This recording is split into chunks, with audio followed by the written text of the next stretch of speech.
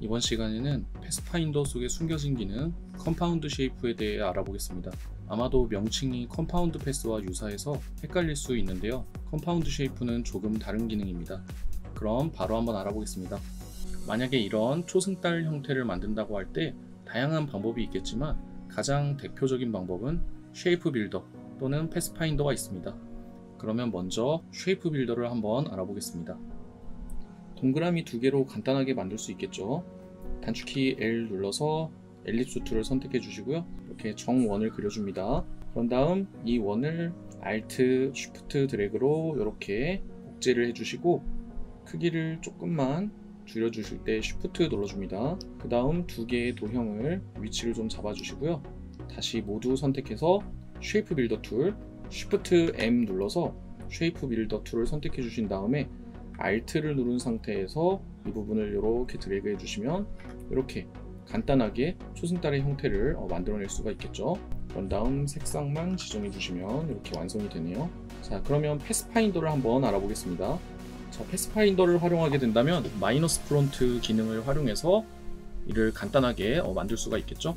마찬가지로 동그라미를 정원을 하나 그려주시고요. 작업 방법은 동일합니다. 이렇게 Alt Shift로 드래그해서 위치를 잡아주시고요.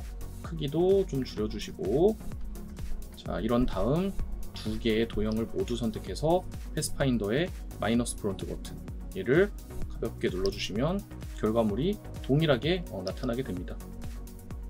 자, 좌측은 쉐이프 빌더를 이용해서 만든 것이고 우측은 패스파인더를 이용해서 만든 겁니다. 자, 두 오브젝트의 공통점은 뭐냐면요, 바로 수정이 불가능하다는 것입니다. 예를 들어서 이 초승달의 크기를 좀 더 두껍게 만든다고 한다면 어떻게 해야 될까요? 그 수정 방법이 그리 간단하지만은 않습니다. 이렇게 각각의 앵커 포인트를 선택해서 하나하나씩 선택을 해줘야겠죠. 이런 식으로. 자, 이게 그렇게 쉽지만은 않아요.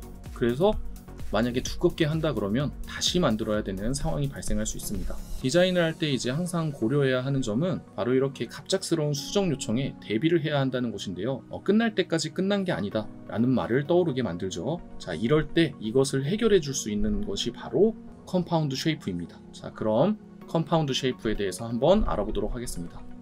자, 두 개의 원을 준비하는 부분까지는 동일합니다. 그래서 단축키 L을 눌러서 엘리스 툴로 이렇게 정원을 만들어 주시고요. 하나를 더 복사해서 크기를 조금 줄여주는 형태.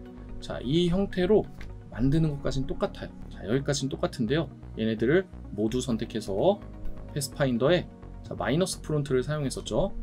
이 마이너스 프론트를 Alt를 누른 상태에서 클릭해 주는 겁니다. 자, 이렇게. 자, 그러면 결과물이 똑같죠. 자, 하지만 여기에는 엄청나게 큰 차이가 있습니다.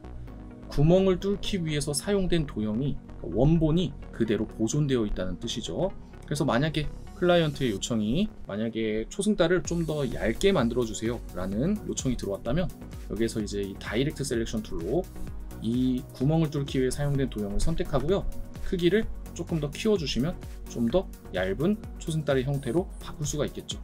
이렇게 원본이 살아있는 형태가 된다 라는 점이 이 컴파운드 쉐이프의 가장 큰 특징이라고 보시면 되겠습니다. 자, 만약에 이런 라이언 입 모양을 만드는 경우에도 굉장히 유용하게 사용할 수 있습니다. 자, 먼저 단축키 M을 눌러서 렉탱글 툴을 선택해 주시고요. Shift를 누른 상태에서 이렇게 정사각형을 그려줍니다.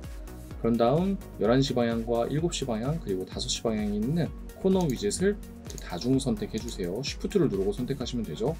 그 다음 얘네들을 안으로 잡아 당겨서 이러한 형태로 만들어 주시고 단축키 알파벳 O를 눌러서 리플렉트 툴을 선택해 주신 다음에 자, 여기 오른쪽 상단 그 1시 방향에 있는 앵커 포인트를 Alt를 누르고 클릭해서 이렇게 버티컬 카피를 눌러주도록 합니다.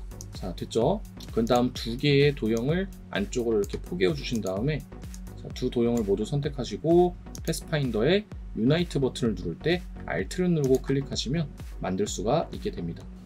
자, 위치를 좀 잡아줄게요. 코가 위로 올라와야겠네요.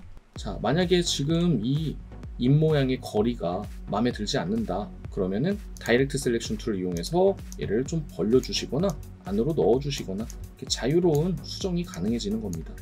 원본이 이렇게 보존이 되기 때문에 굉장히 유용하게 사용을 할 수가 있습니다. 자, 그러면 컴파운드 쉐이프를 푸는 방법도 알아야겠죠. 컴파운드 쉐이프를 선택한 상태에서 패스파인더의 이 햄버거 버튼을 누르시면요, 이 안에 릴리즈 컴파운드 쉐이프라고 있습니다. 이걸 눌러주시면 돼요. 이렇게. 그럼 다시 원래대로 돌아오죠.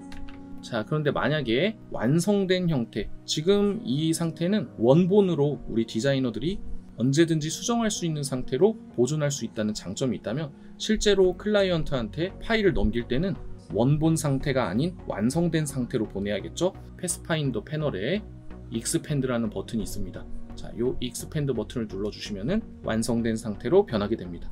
원본 파일과 이 익스펜드 파일을 별도로 가지고 계시면 되겠죠. 자, 그러면 오늘은 컴파운드 쉐이프에 대해서 한번 알아봤는데요. 제가 준비한 영상은 여기까지입니다. 시청해주셔서 감사합니다.